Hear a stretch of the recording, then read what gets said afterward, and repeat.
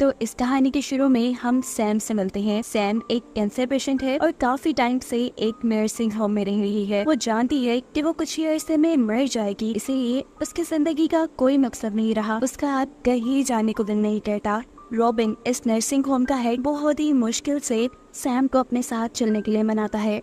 वो अपने nursing home के सभी पेशेंट्स को थिएटर दिखाने लेकर जा रहा था। सैम उसके साथ जाने के लिए सिर्फ इस शर्त पे मानी थी कि रॉबिन उसे उसके बताए रेस्टोरेंट से आखिरी मर्तबा एक पिज्जा खिलाएगा। ये लोग बस में बैठकर न्यूयॉर्क सिटी के लिए निकल जाते हैं और दिखाया जाता है कि आज तो न्यूयॉर्क सिटी के ऊपर से बहुत सारे फाइटर जेट्स गुजर रहे थे और इस शहर के लिए ये नॉर्मल तो बिल्कुल भी नहीं था। फिर भी सभी लोग इन्हें इग्नोर कर देते हैं। अब थिएटर शो भी शुरू हो जाता है और थिएटर में सैम की दोस्ती हो जाती है हेनरी और उसकी फैमिली से। ये लोग यहाँ काफी बातें करते हैं, लेकिन फिर भी ये थिएटर शो बहुत ही ज्यादा बोर था। सैम को इसमें कोई इंटरेस्ट नहीं था। वो यहाँ से उठकर एक शॉप में चली जाती है, अपने लिए कुछ चीजें, कुछ चॉकलेट्स खरीदती है और इतने में ही उसके पीछे रॉबिन आ जाता है। वो घबराया हुआ था।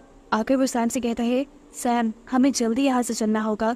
पता नहीं यहाँ क्या हुआ है, लेकिन बार बार मुझे हर जगह से मैसेजेस आ रही है कि हमें इस शहर से फौरन निकलना चाहिए। ऐसे में मैं तुम्हें पिज्जा भी नहीं खिला सकता। उसकी ये बात सुनकर सैम उदास हो जाती है और नचार जाकर बस में बैठ जाती है। बस अभी थोड़ा ही दूर गई थी कि सैम ने नोटिस किया कि बस में बैठे हुए लोग अजीब तरीके से बस के बाहर देख रहे थे। वो भी जब बाहर देखती है तो बाहर का नजारा इंतहाई खतरनाक था। आसमान से हजारों की तादाद में मेट्रॉइड्स जमीन की तरफ बढ़ रहे थे। ऐसा ही एक मेट्रॉइड सैम की बस के पास भी आकर गिरता है, जिसके फटने से सैम की पूरी बस में काला धुआं फैल जाता है और सब कुछ नजर आना बंद हो जाता है। किसी तरह सैम बस से बाहर निकल जाती है और नोटिस करती है कि जो लोग यहाँ चिल्ला रहे थे उन्हें कोई चीज यहाँ से उठाकर ले जा रही थी। बस के पीछे छुपकर वो देखती है ये किसी तरह के एलियंस थे। थोड़ी सी देर में सैम ने ये भी नोटिस कर लिया था कि ये एलियंस उन्हें उठाकर ले जा रहे थे जो ज्यादा शोर कर रहे थे। अब कुछ एलियन सैम के पास खड़े लोगों की तरफ भी अटैक करते हैं, जिनको मरता देखकर सैम डर जाती है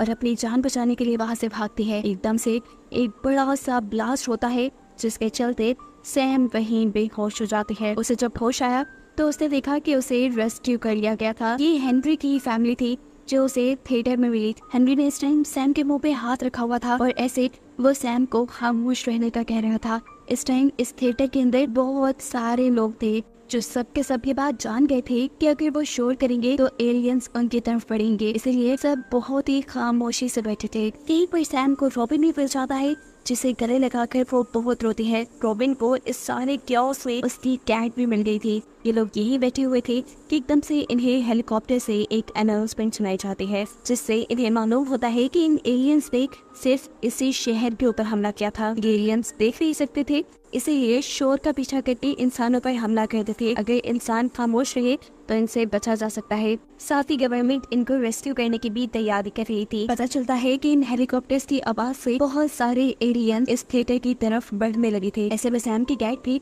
भागकर सैम से दूर चली जाती है।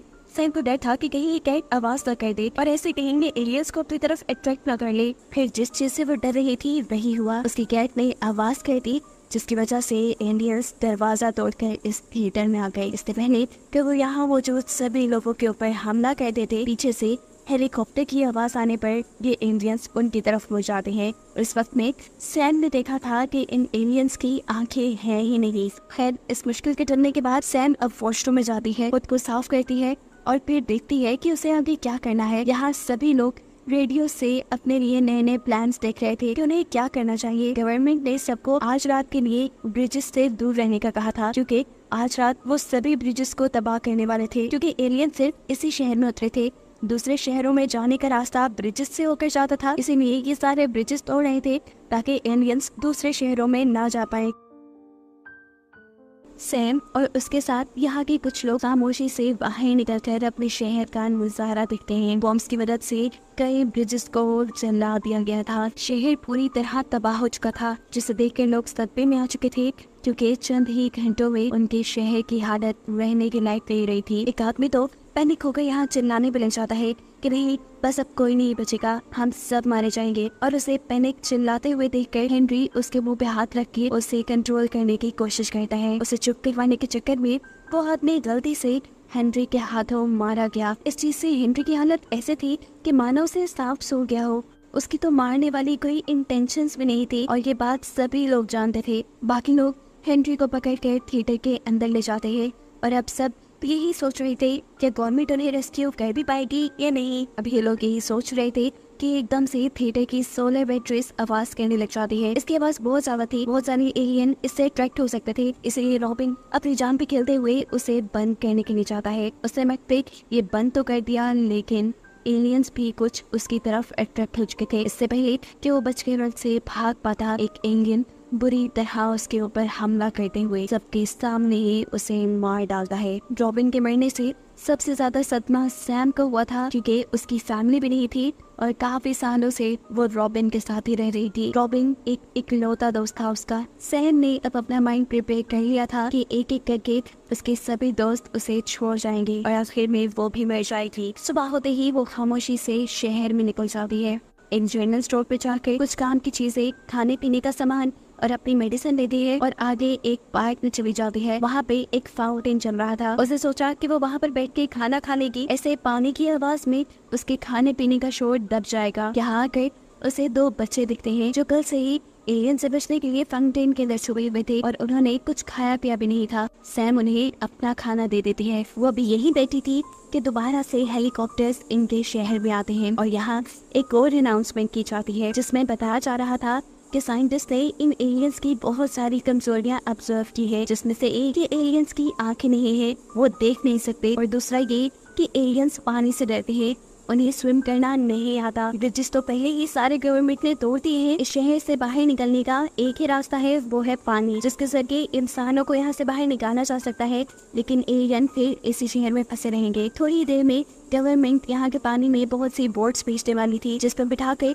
यहाँ के सभी शहरियों को रेस्क्यू कर लिया जाता और उसके बाद एलियन से छुटकारा पाने के लिए उस पूरे शहर को तबाह कर दिया जाता। इस अनाउंसमेंट होने के फौरन बाद ही गवर्नमेंट यहाँ शहर में कुछ आवाजें करना शुरू कर देती है, जिसकी वजह से एलियंस डिस्ट्रैक्ट होकर दूसरी तरफ चले जाए और मौके का फायदा उठाते हुए सारे शहरी बोट्स तक पहुँच जाए। सैम भी अब उन दोनों बच्चों को रेस्क्यू करने के लिए उन्हें लेकर बोट्स की तरफ बढ़ती है और जब ये लोग सड़क पे आते हैं तो देखते हैं कि हजारों की तादाद में लोग उस नहर की तरफ बढ़ रहे थे। सैम दोनों बच्चों को इन सभी लोगों के साथ जाने को कह देती है और खुद उल्टी डायरेक्शन में चलना शुरू कर देती है, क्योंकि उसे पता था कि एक न एक दिन वो मर जाएगी, फिर आज ही क्यों नहीं। वैसे भी इस शहर से उसकी बहुत सी यादें जुड़ी थी, उसकी फैमिली की यादें, इसलिए वो इसी शहर में मरना चाहती थी और मरने से पहले अपने और अपने डैड के फेवरेट रेस्टोरेंट से पिज्जा खाना चाहती थी। इतने सारे इंसान एक ही वक्त में चल रहे थे, ऐसा कैसे हो सकता था कि बिल्कुल कोई आवाज ना होती।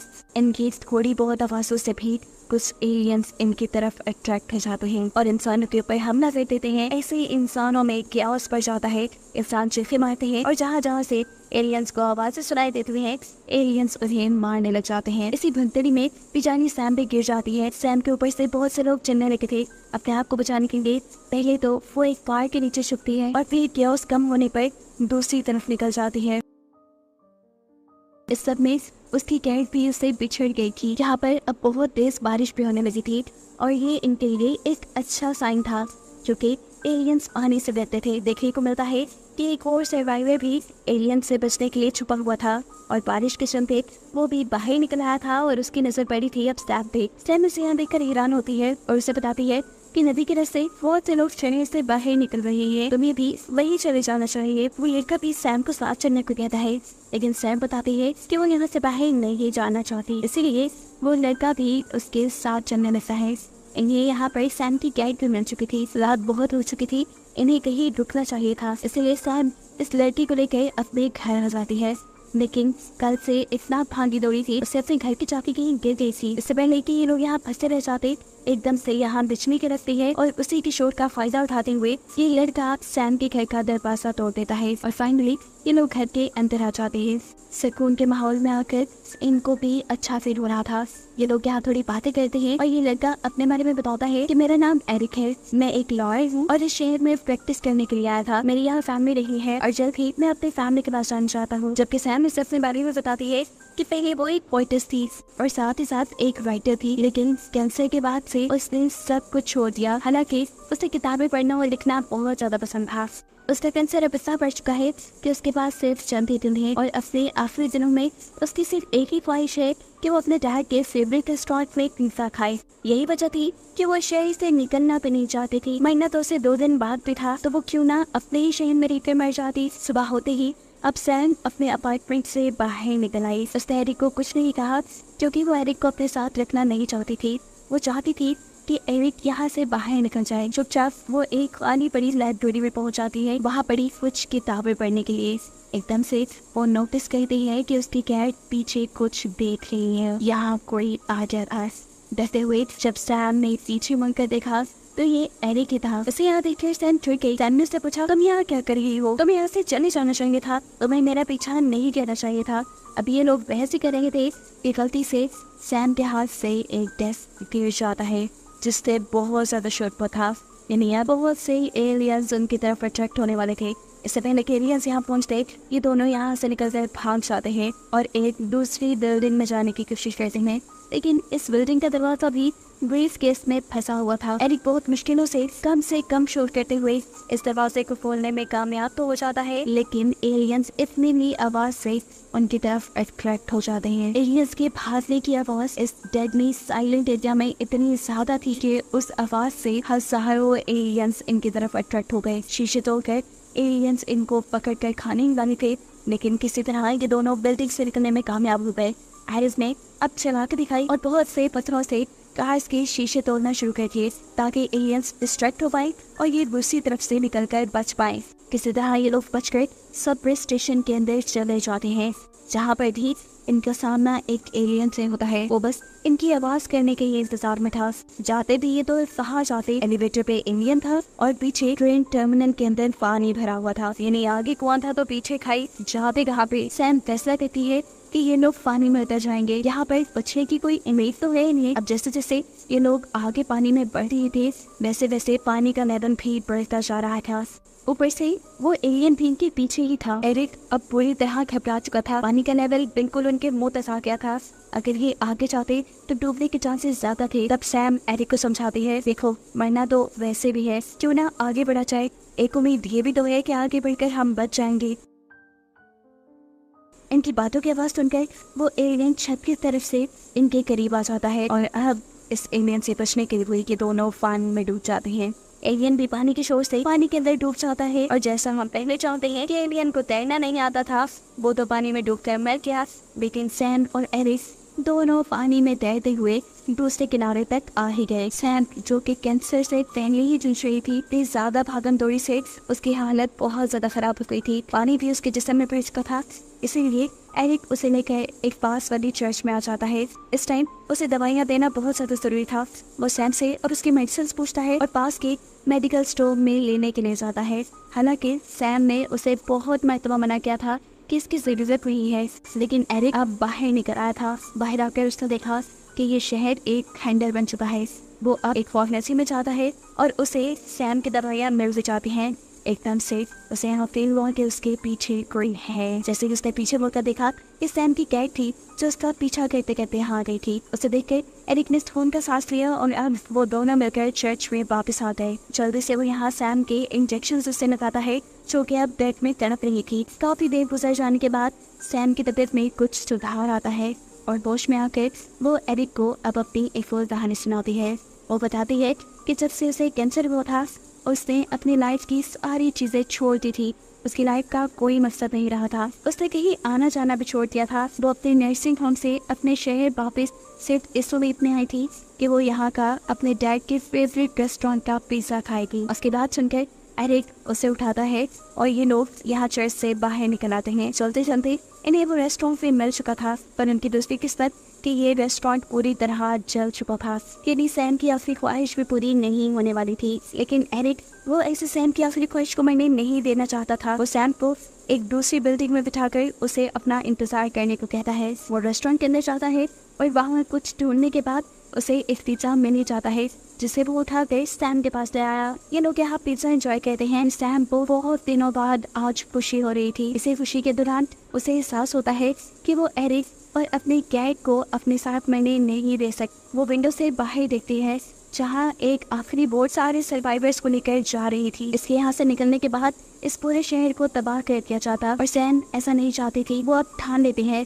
कि वो इन दोनों को यहाँ से निकाल कर रहेगी। लेकिन दिखाया जाता है कि समुद्र के किनारे बहुत से इंडियंस भी थे जो पानी में होने वाले शोर की वजह से वहाँ पे खड़े हुए थे, लेकिन क्योंकि आगे पानी था इसलिए वो आगे नहीं बढ़ पा रहे थे। सैम अब एरिक और अपनी कैट को लेकर उस किनारे पे बढ़ने लगती है, लेकिन किनारे पे जाना इतना आसान नहीं था।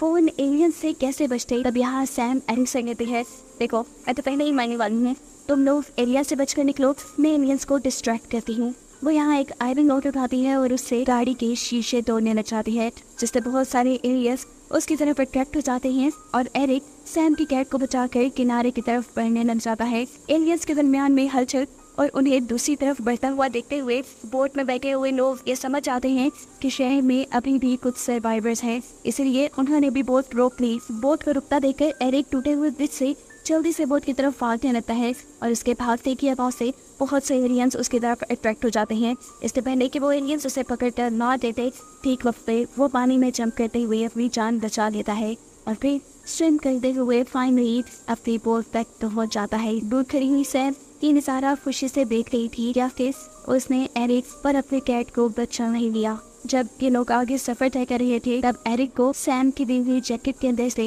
एक लेटर मिलता है, जिसमें उसने लिखा था कि मैं तो पहले ही मर रही थी, मेरी लाइफ का मकसद नहीं था, लेकिन फिर तुम मेरी लाइफ में आए और मेरी लाइफ का एक मकसद बना। उसे मकसद बना कि वो एरिक और अपनी कैट की जान बचा ले और उसने मरने से पहले अपने इस आखिरी मकसद को पूरा किया। ये पढ़कर एरिक की आंखों में आंसू आ जाते हैं। जब सीन कट होकर हमें सैम को दिखाया जाता है जो कि जिंदगी के इन आखिरी पलों में गाना एंजॉय कर रही थी, जिसके बाद वो अपने रेडियो से हेडफोन निकाल देती है और रेडियो की आवाज़ फुल कर देती है, जिससे बहुत से एलियंस उसकी तरफ अट्रैक्ट हो जाते हैं। वो उसे बस अब खा जाएंगे और यहाँ उसकी लाइफ खत्म हो जाएगी और इसी को दिखाते हुए ये कहानी यहाँ खत्म हो जाती है।